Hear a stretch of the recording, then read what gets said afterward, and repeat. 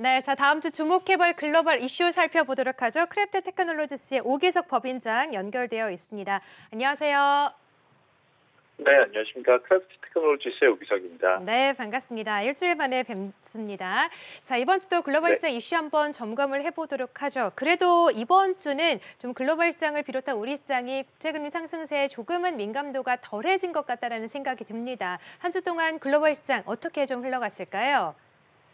네, 제가 저번에도 잠깐 말씀드리긴 했었던 것 같긴 하지만 그 시장인 참가자들이 국채 금리 상승에 대해서 좀 익숙해지고 있는 그런 국면, 혹은 학습하는 국면이다라고 생각을 하고 있고, 이번 주 시장 같은 경우는 지난주랑 비슷하게 주 초반엔 상승하다가 주 후반엔 이제 미국 시장 같은 경우는 조금 하락하는 모습을 보였고요. 기술주가 많이 포함된 나스닥 같은 경우는 국채 금리 자체도 지금 현재 안정화되고 있고, 그런 과정은 좀 상승을 시도했지만 주간 기준으로는 아직 유의미한 상승까지 나타내지 못한 그런 상태입니다. 다만 이제 시장 참가자들의 공포를 수출해서 나타내는 빅스 같은 경우가 지금 굉장히 낮은 수준으로 지금 내려와 있는 그런 상황인데, 2월 중순부터 약 1개월 동안 진행되었던 국채금리 급등으로 인한 공포가 많이 진정이 된 게 아닌가라는 생각을 하고 있고, 그 미국 국채 같은 경우는 10년물 금리가 지난주 1.75%까지 상승했었는데 올해는 현재는 지금 1.6% 초반까지 내려왔거든요. 결국 이제 올해 초반 시장의 변동성, 특히 이제 기술주 위주의 낙폭을 증가시켰던 채권 시장, 특히 미국 국채금리 시장의 안정세가 좀 눈에 띄고 있는 한 주였다라는 걸로 정리해 볼 수 있을 것 같습니다.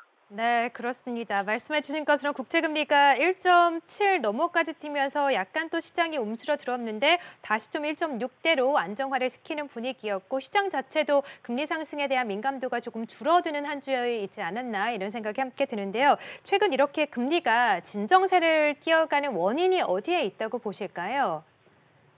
네, 네. 지난주에 이제 두 가지를 말씀드렸는데, 하나는 유가 하락, 그리고 이제 리밸런싱 수요, 그러니까 월말 리밸런싱 수요로 인한 채권 금리가 진정될 수 있다라는 걸 말씀을 드렸는데, 일부는 맞았던 것 같고요. 첫 번째는 이제 유가 하락 같은 경우가 결국은 올해 초부터 원유 공급망 이슈, 그리고 텍사스 한파 등으로 단기적으로 70불 가까이, 배럴당 70불 가까이 올라갔던 유가가 현재 50불대로 지금 하락해 있는 그런 상황입니다.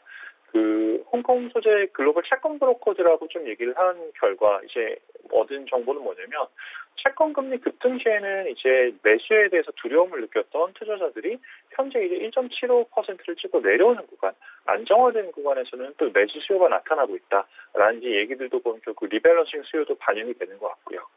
다만 이제 지난주에 있었던 거의 10bp 가까운 급격한 채권 금리 하락 같은 경우는 제가 지난주에 말씀드렸던 두 가지 내용보다는 추가적인 이유, 사실 각국에서 백신 접종과 함께 좀 느슨해져 버린 이제 방역 조치, 그리고 시민들의 방역 의식이 이제 반영이 되다 보니 글로벌리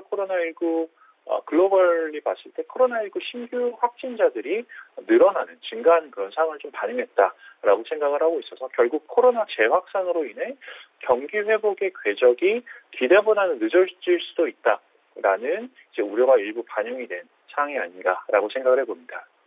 네. 자, 그러면 경제 회복 관련해서 또 질문을 드리고 싶은데, 오늘 이제 IMF에서 우리나라의 경제 성장률 전망치를 3.6으로 또 상향 조정을 했습니다. 굉장히 좀 고무적인 수치인데 우리나라 자체 전망치보다도 더 높게 전망을 한 것이지 않습니까? 근데 최근에 또 경기 회복 시가 약간은 좀 뒤처지는 것 같고, 유럽에서도 또 3차 봉쇄 이슈가 나오다 보니까 경제 회복이 점점점 더뎌지지 않을까라는 우려감도 함께 들고 있습니다. 이 부분에 대해서는 어떻게 좀 보고 계세요? 네, 말씀해 주셨던 것처럼 IMF에서 오늘 전망이 나온 게 국내 기관들 전망보다 오히려 더 긍정적으로 이제 나와서 지금 현재 3.6%를 이제 예상을 하고 있는데, 그 말씀해 주셨던 것처럼 유럽에서도 지금 봉쇄가 일어나고 나머지 국가들에서도 코로나가 재확산이 심화가 된다고 하면 글로벌 경제 정상화가 늦어질 수도 있다라고 생각이 드는 건 맞습니다만, 이제 현재 시점에서 유럽 같은 경우는 이제 다시 이제 다음 주 이제 부활절 휴일이 큰 휴일이 있는데, 부활절 휴일에 전체 이제 락다운을 건다라는 식으로 이제 강력한 이제 방역 조치가 다시 전개되는 그런 상황이어서 일부 어느 정도 컨트롤이 가능할 것 같다라고 이제 생각은 하고 있고요.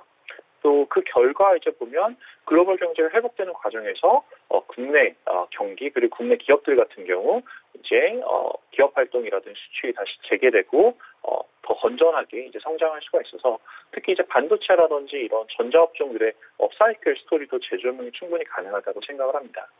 반도체 이야기를 잠깐 드리면 최근 이제 몇몇 해외 반도체 기업에서 사고가 발생하면서 반도체 공급에 쇼티지가 나타나고 이게 지금 자동차 산업 아니면 다른 산업으로 좀 연결이 되고 있는데 이는 국내 기업에서 수급적인 측면으로만 본다면 국내 반도체 기업들에서는 일부 호재로 반영될 가능성이 있다라고 생각을 하고 있고요.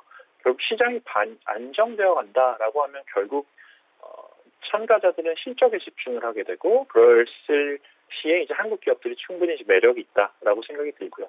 또 더불어서 이제 하나 더 말씀드리면 오늘 국민연금에서 현재 지금 기금운용위원회가 열리고 있는데 지금 시장에서 기대하는 것처럼 국내 주식 투자 비중, 목표 투자 비중을 조금 더 완화해서 늘리는 것에 성공한다라는 시나리오가 온다면 연말까지 한 11조 원 이상의 자금이 매수가 가능하다는 분석이 있더라고요. 이런 내용들도 보면 외국인 투자자들이 봤을 때 국내 시장을 좀 긍정적으로 볼 수 있는 그런 호재라고 생각을 합니다. 네, 연기금도 이제 국민연금의 주식 리밸런스 관련된 이슈를 굉장히 주목하고 있군요. 이 부분도 앞으로 또 오늘 안에 좀 결론이 나오면 어떻게 반영이 될지 기대가 되고요. 자, 그런 의미에서 다음 주 투자자분들을 위한 전략 함께 세워주시죠. 네, 지금 이번 주 말씀하셨던 것처럼 결국 구체금리 안정이 지금 시장의 회복을 이끌고 있는 그런 상황인데 경제 재개가 계속된다라고 가정하면 지금보다는 사실 금리 수준이 올라갈 수 있는 건 사실입니다. 다만 그 상승 속도가 안정적이다라고 가정했을 때는 주식시장에 큰 타격이 이제 발생하지 않을 수 있다라고 생각을 하고 있고요. 다만 이제 투자자분들께서 이제 생각해야 될 거는 과거 1년 동안 상승한 주가 상승폭, 미국으로 보면 75% 가까이 상승을 했어요. 이 정도의 과거 1년 주가 상승폭 같은 경우는 역사적으로 늘려봤을 때 이제 거의 1936년 이후 처음 있는 80년 이상 만에 이제 나타나는 가장 강력한 상승폭이었거든요. 한국도 어떻게 보면 크게 다르지 않을 거다라고 생각을 하고 있습니다. 그래서 주식시장이 매번 이런 식으로 뛰어난 수익률을 기록하는 것은 사실 불가능하기 때문에 지난주 말씀드렸던 것처럼 포트폴리오가 한 방향으로 혹은 특정 전략에 쏠려 있지 않는지에 대한 점검을 해볼 필요가 있고 또 지금처럼 채권 시장 수익률이 조금 진정돼가는 상황에서는 최근에 이제 배당주 전략 같은 경우가 미국 ETF 시장에서는 지난 일주일 동안 20조 가까운 자금이 유입이 됐어요. 이런 식으로 배당주 전략에 대한 관심이 현 시장 상황에서 좀 많이 일어날 수 있다라는 것도 한번 참고 삼아 말씀드리고 싶습니다. 네, 자, 투자자분들을 위한 전망 전략까지 함께 주었습니다. 반도체 업종을 긍정적으로 보는 가운데 포트폴리오를 재점검하고 또 안정적인 배당주에 대한 전략까지 함께 제시를 해주셨네요. 자, 지금까지 크래프트 테크놀로지스의 오기석 법인장과 함께했습니다. 오늘도 말씀 대단히 잘 들었습니다. 고맙습니다. 네, 감사합니다.